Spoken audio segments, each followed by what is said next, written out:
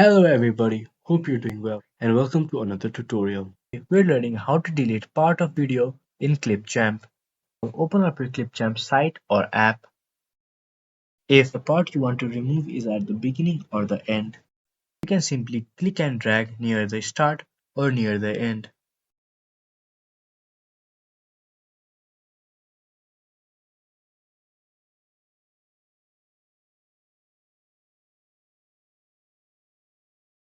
If the part is in the middle, then select the timestamp, then click on the scissor icon to split.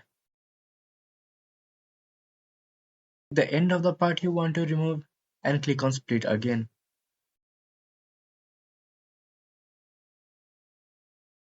You can delete the split part.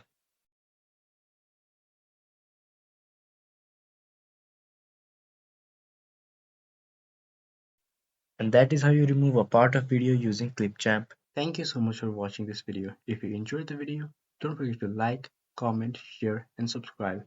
And we will see you in the next tutorial.